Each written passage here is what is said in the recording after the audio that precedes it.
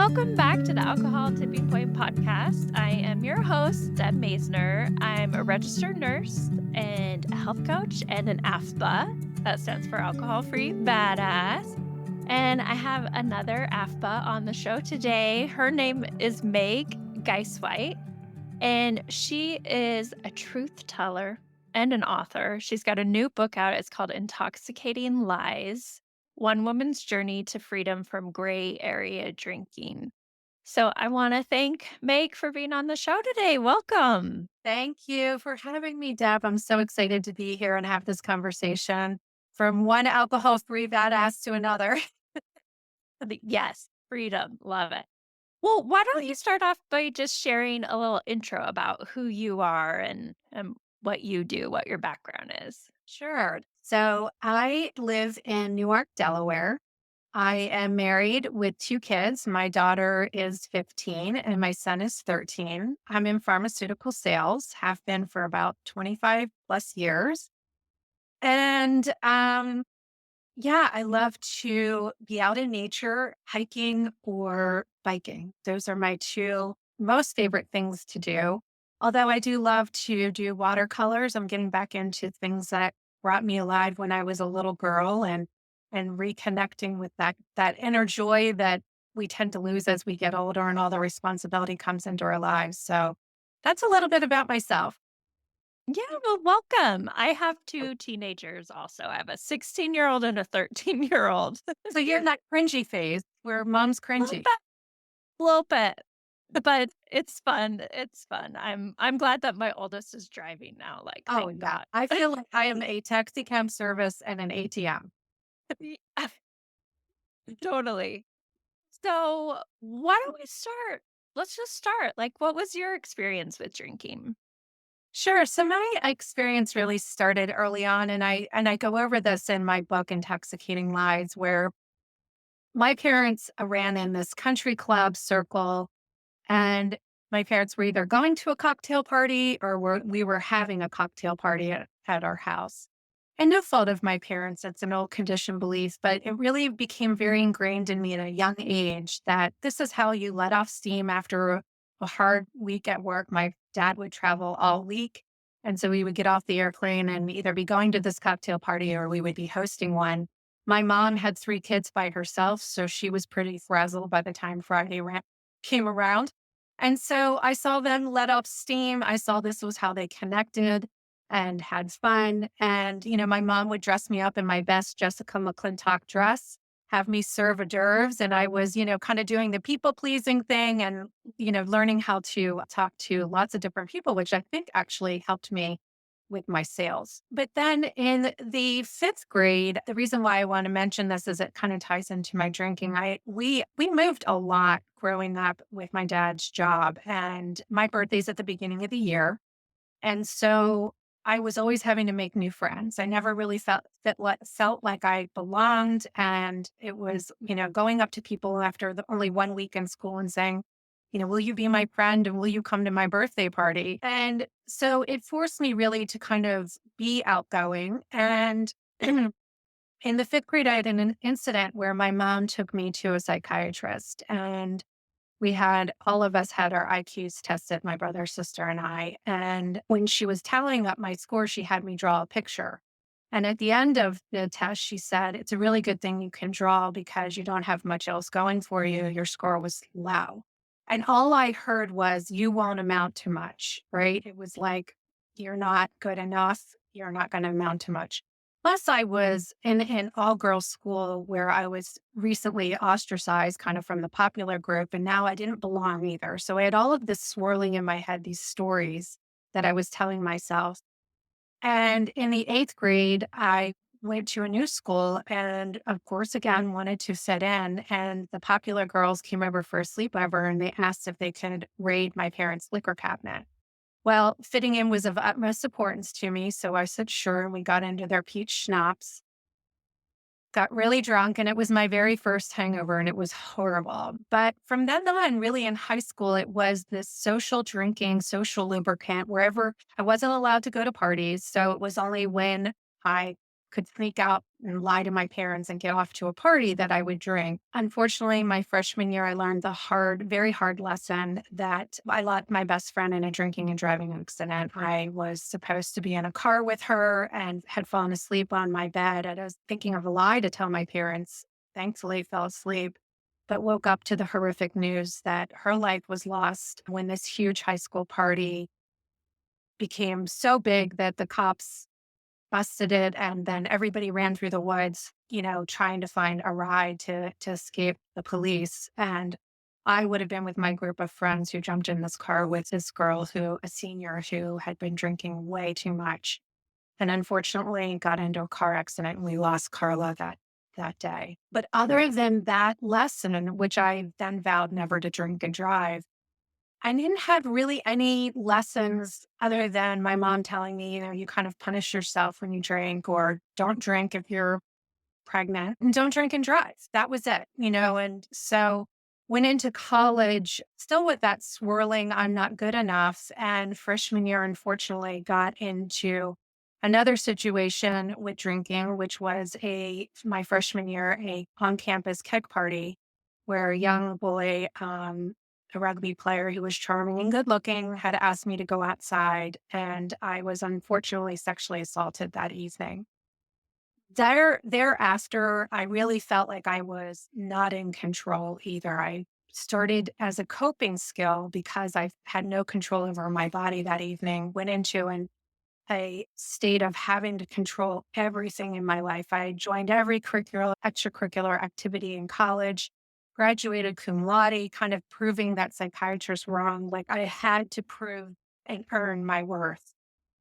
Post college, you would think I would have learned my lesson of, drinking too much in a situation with being around that rugby player, but I actually got into a second situation where I just recently started dating a guy and was date raped. And after that trauma, I really, really sunk into a um, not good enough, damaged goods, lack of control, just really resonated in my body in a way that I didn't even realize at the time. I was young, just out of college and my first job. And I was in the sales industry, and the sales industry was very much pro drinking, especially when I got into pharmaceutical sales. It was like kind of ironic. We're talking about getting patients healthy, and then in the evenings, we're guzzling down poison. And really, it was frowned upon if you didn't go to the bar afterwards. It was like, it was an expectation. And I started to fall into what I call the hustle culture, where I felt like I was only as good as my sales, as good as my rankings. I am what I produce. And being in control and winning all these awards at work made me feel it was a coping mechanism for what I couldn't control earlier in my life. And then I fell into aesthetic sales. So now I was in the beauty culture where it was like, let's sell this belief to women that you need to look perfect while you're doing it all. And really got sucked up into all of that. So that external people pleasing in sales, as well as look like, you looking a certain way, and that external approval based on appearances was really kind of at its all-time high for me at that point in my life. I then met my husband in the industry and we got married. We had 2 kids, as I mentioned earlier, and I fell into the mommy wine culture. I bought the tea towels, the napkins, the t-shirts that said, behind every great mom is a bottle of wine. And I believed it. I believed it so much that I would post the memes on social media. If I go missing, put my face on a wine bottle, Friday vibes. I just was guzzling it all down unknowingly and didn't even realize that I was making other women sick by promoting the big alcohol industries. Very grateful and damaging messages to mothers that this was the solution to my parenting challenges.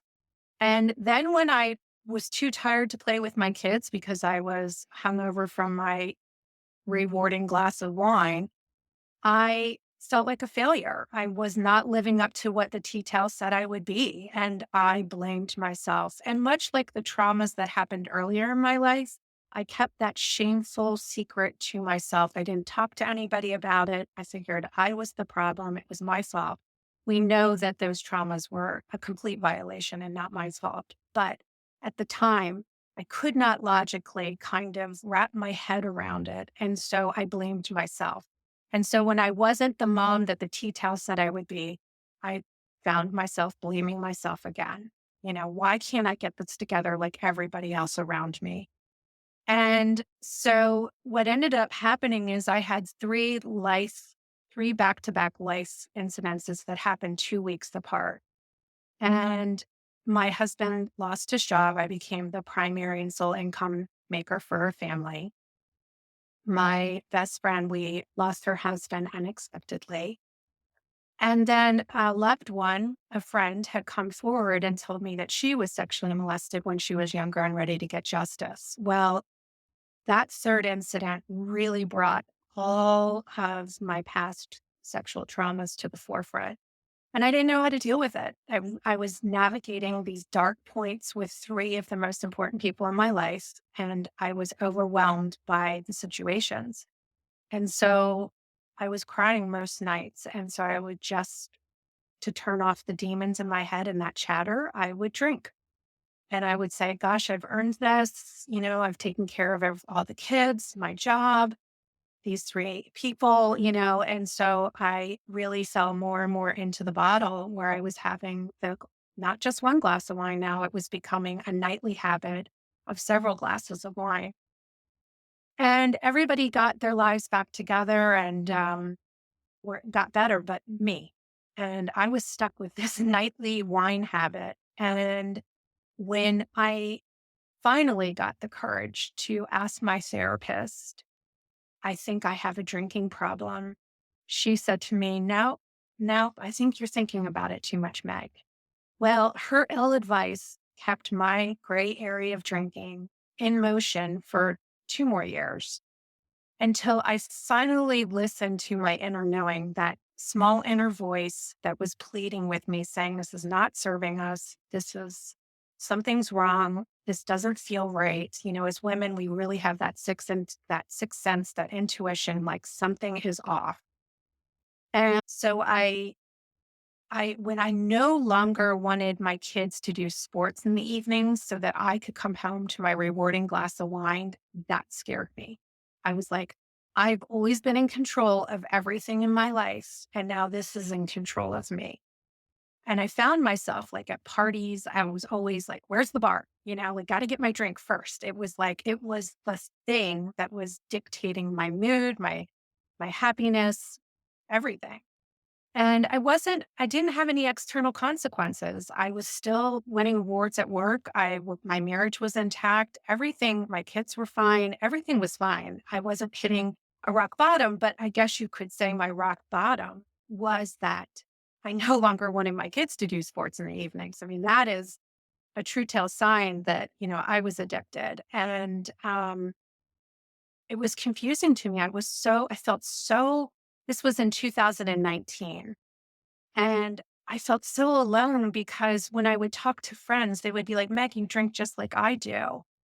I would ask family, do you think I have a drinking problem? No. What? Do you think you're addicted? No way, And so I just was in this, I would go to workout classes and they would talk about sweating out the toxins and, that it was normal that we were drinking like this and just normalizing my gray area of drinking everywhere I turned. And so I finally listened to that small inner voice and clicked on an ad for Sober Sass and decided, oh, I'll do this 21-day reset. Again, the instant gratification culture. I'll just get a few tools and then 21 days, I'll go back to being a so-called normal drinker.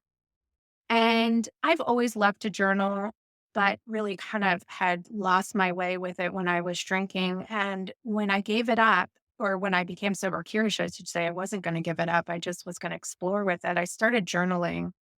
And after 21 days, my eczema cleared up. I started sleeping better. The fog that I felt I was in every day, that slight shade of gray, was like lifted and I had more energy. I was more present in my conversations with my physicians at work and had more energy to play with my kids. And I thought, what's happening here?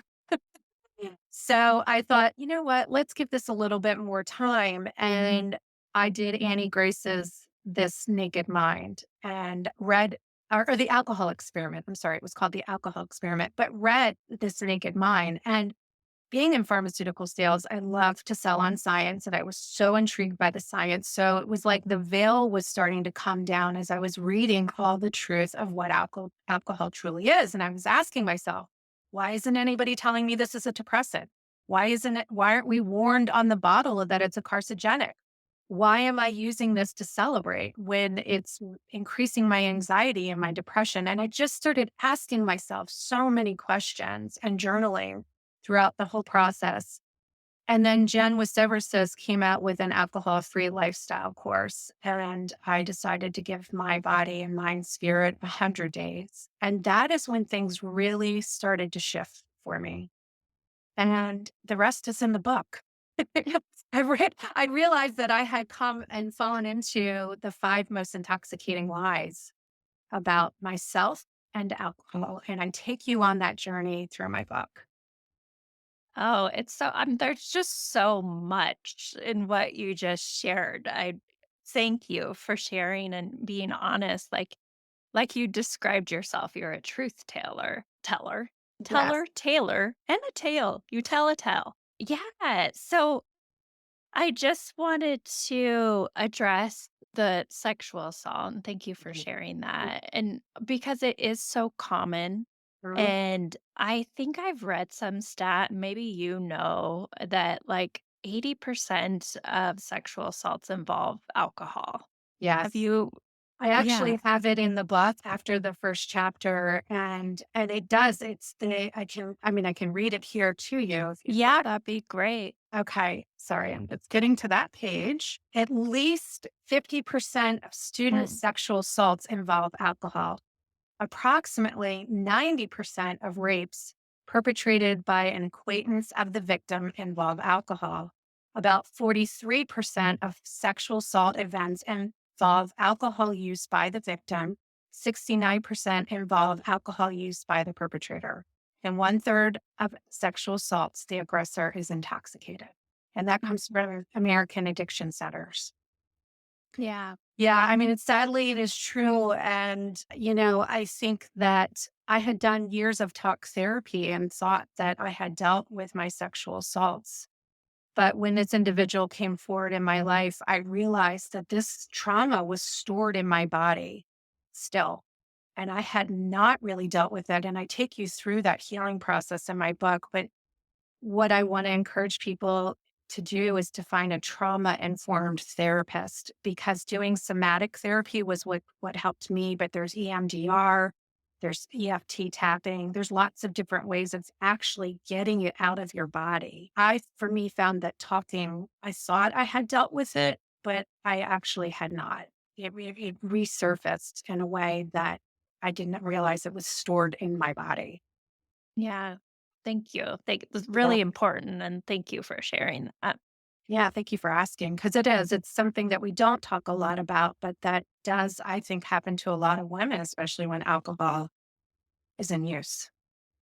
Yeah. And then you mentioned that your therapist at the time really disregarded your issues with alcohol and your family and friends too. And I can share a similar experience as well. And I think it keeps you stuck. It does. The boxes that we try to put people in as either a normal drinker or an alcoholic, like, Right. that really keeps people stuck. It really does. I think we want to label people up and put them in boxes because it makes ourselves feel better about ourselves, when we do that. But this black and white drinking box that we do as a society is really dangerous, because gray area drinking is a large spectrum. It's vast. It's particularly becoming an epidemic for women. During the pandemic, drinking went up 42% in women.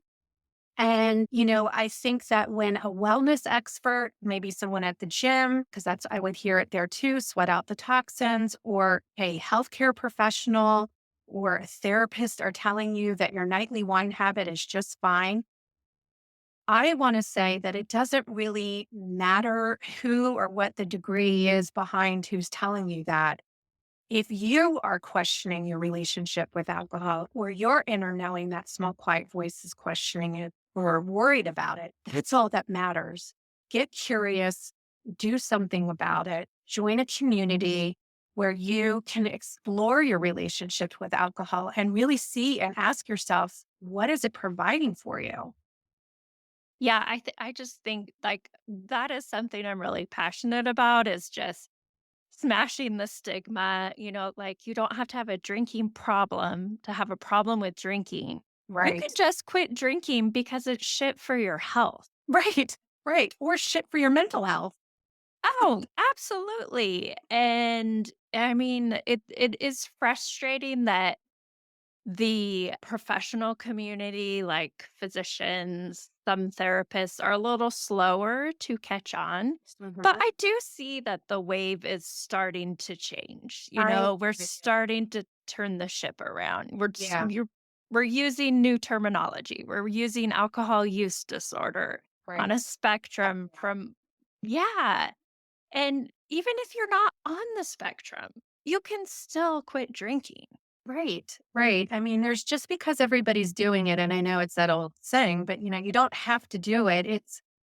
It is really like stepping outside of the the masses and going against the grain and just saying, I didn't have any external consequences. I didn't have ever really a terrible rock bottom, but it just wasn't serving me. People ask me and I say, I was just sick and tired of being sick and tired. Mhm. I like my life so much better without it. And I am stepping into my fullest potential without it.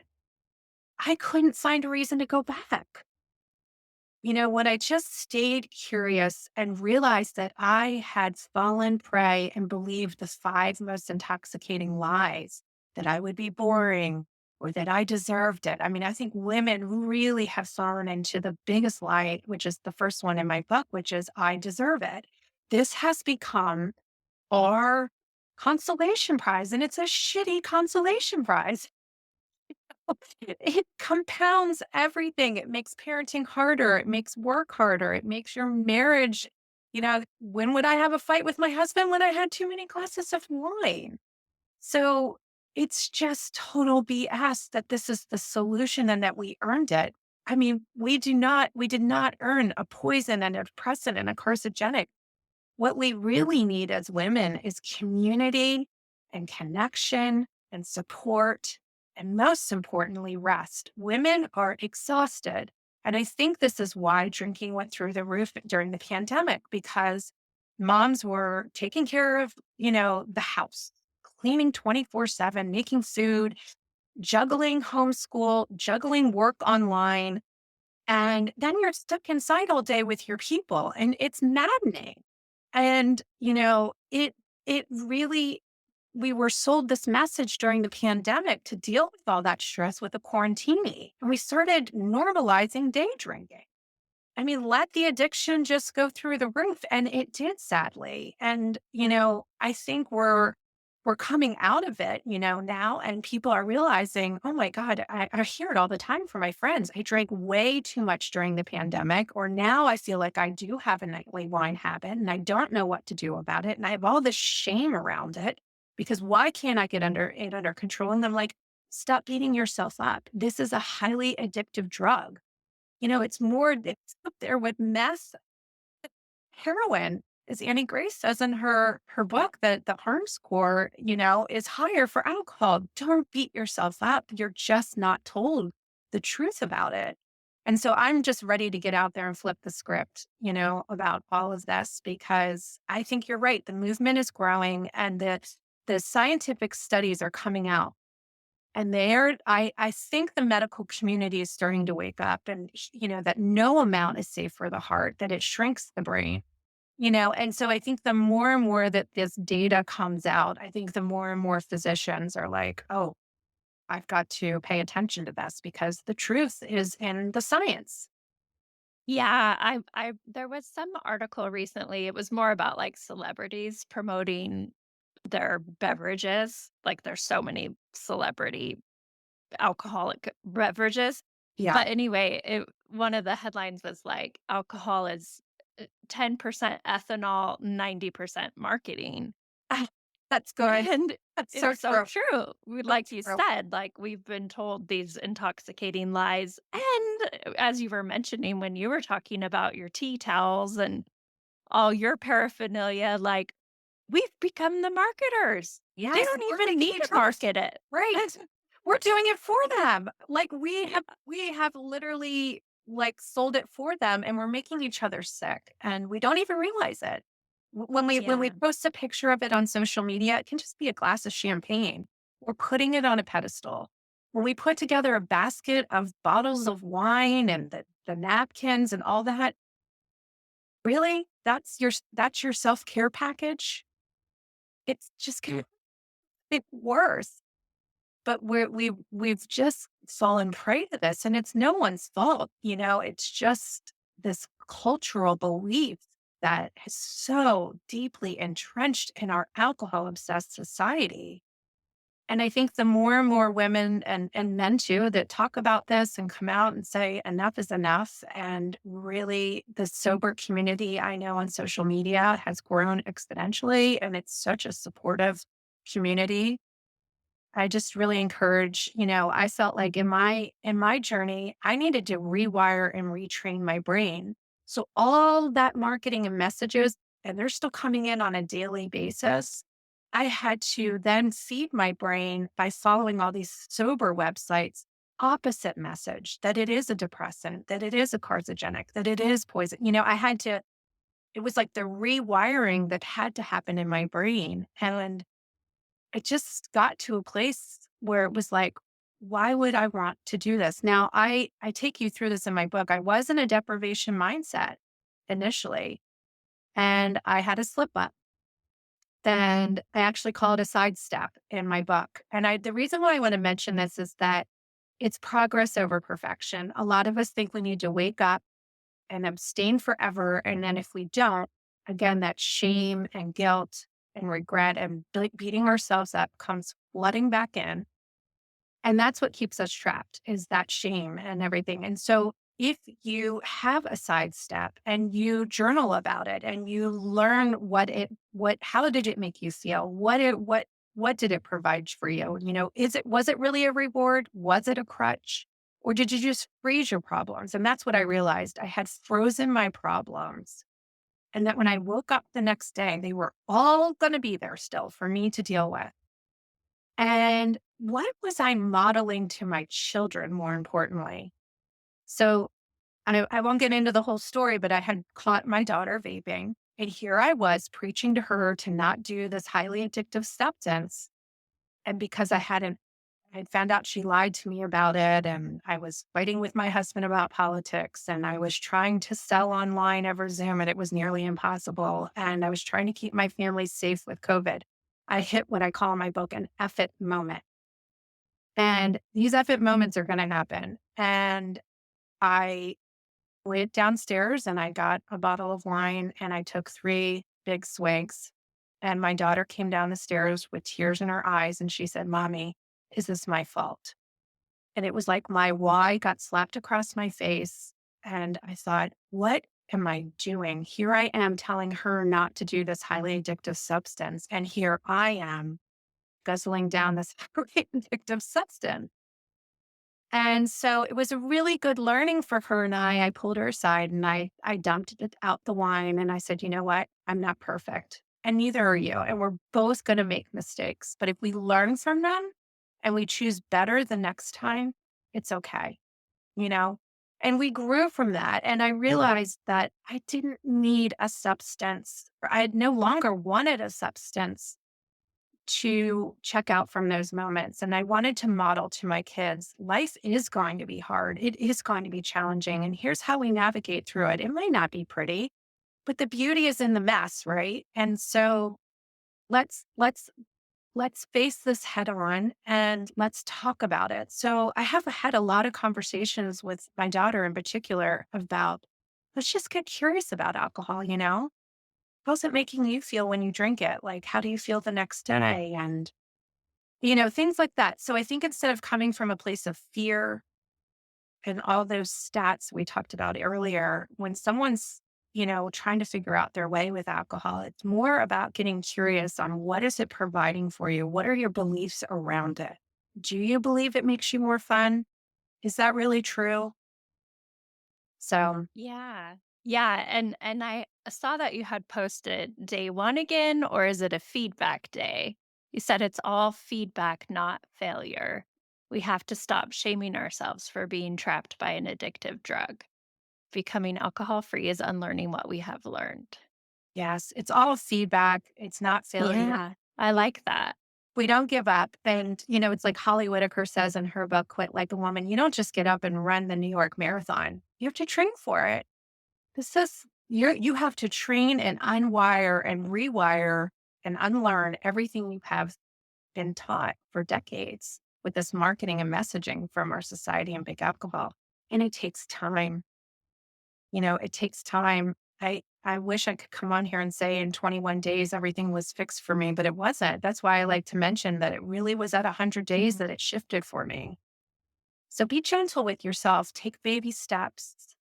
It just takes time to rewire your brain, but you can do it and it is there for you. And there's so much beauty on the other side of it. Yeah.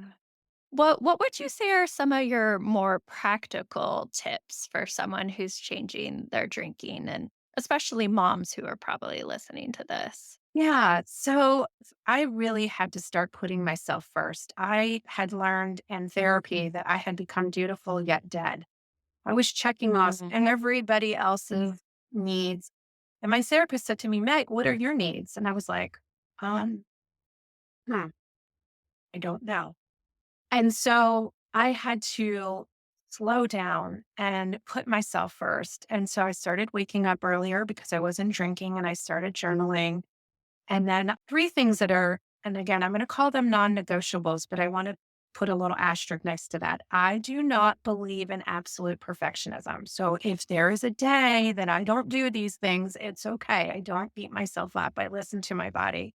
So movement. Movement for me can be a walk, it can be a bike ride, but it's processing those emotions and feelings that are coming up. There were days on my Peloton where I was bawling or cussing, getting it out or journaling about it. The other thing I love to do on my walks out in nature is find the beauty in the day. So it's a way of bringing in gratitude, and it really does have an effect on the neuroplasticity in our brains where it's that attitude for gratitude. So when I go on my walks, I look for one thing that to me is beautiful. It can be, I collect heart rocks. So I'm always looking for heart rocks, but it could be a simple thing like a sunset, a leaf, a bird.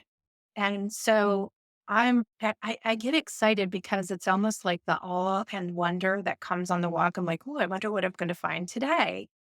And then I take a picture of it, and you've probably seen it on my social media. And I call it Find the Beauty in the Day. And it's a way of savoring it and really like, and I'm killing two birds at one time, right? I'm on a walk, I'm getting exercise, and I'm also bringing in gratitude. The last thing that I do is, and I know mamas are so busy and when they're working and they've got the kids or even just at home with the kids, I like to spend 5 minutes at least sitting on my meditation pillow and just letting myself listen to myself. What is my body telling me it needs? What is my inner knowing guiding me back to the truth? Usually, what is she saying? What is coming up for me? And we're so busy that we just don't slow down enough to listen to our own selves. And I feel like the alcohol free journey is such a beautiful way to reconnect with yourself, but we have to slow down enough to do so.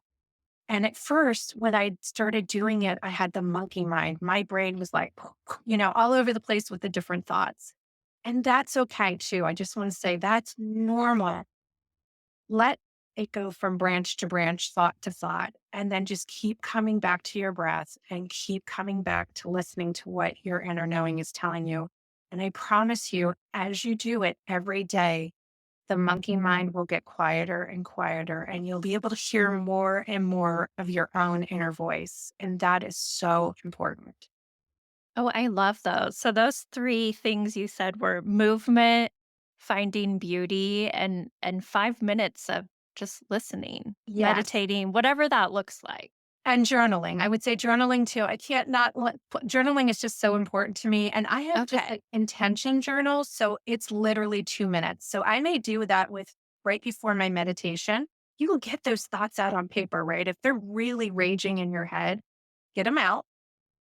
You can have days of just cussing in your journal too. I'm okay.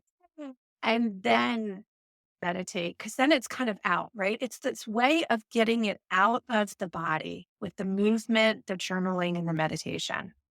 Oh, I love it. Yeah. That's so funny. I was thinking my daughter found one I was doing some morning pages where you do, like, a brain dump in the morning, just free flow, and she's like, "How can you even read this?" And then I was thinking, "I'm glad you can't read it, because like you said, what if it's just like, fuck, fuck, fuck this shit."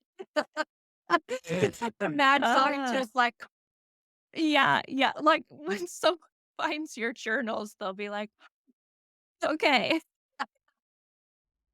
and it's funny because when I first started in my reset group, a lot of the women were like, I've never journaled before and I'm intimidated to do it and I don't know what to do. I'm like, I don't care if you color in it, just do it, draw a picture. It doesn't, there's no rules. And the same thing with meditation. There's no rules. People are so intimidated to meditate.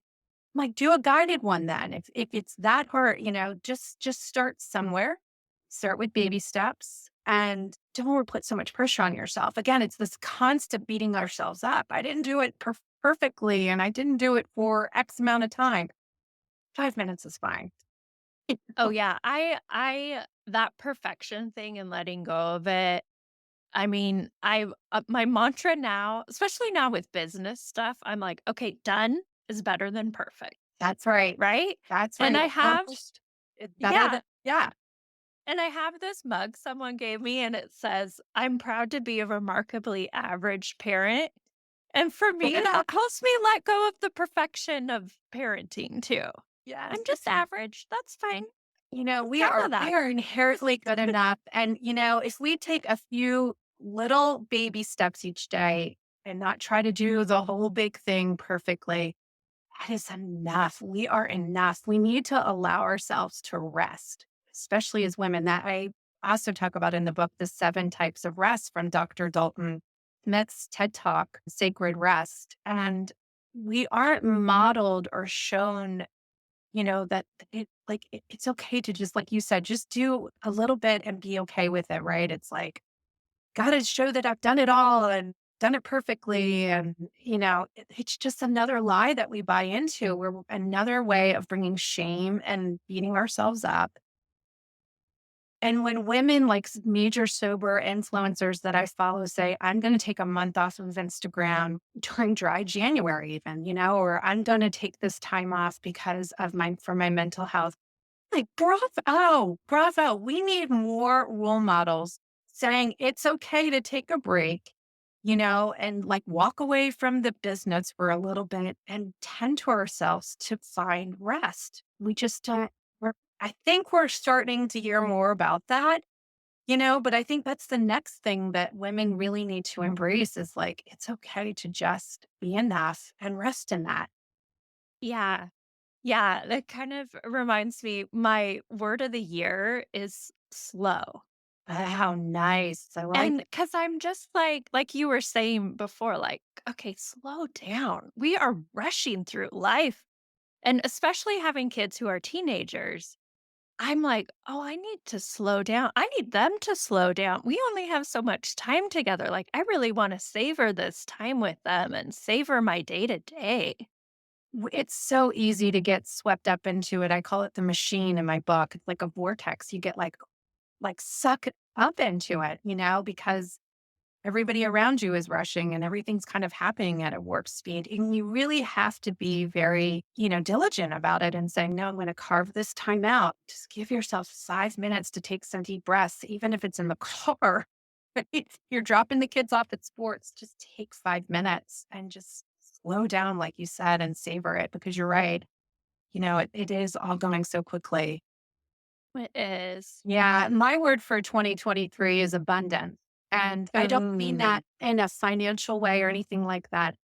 I mean it in a way that every year my words have been improving myself some way, like transformation and it's like, why do I always feel like I have to improve myself? Right? It's like I'm good enough. And so let me just step into the abundance of that. Let's just Mm. come in. Like I'm ready to receive abundance, help other women and step into abundance and step into their voice, step into their worth.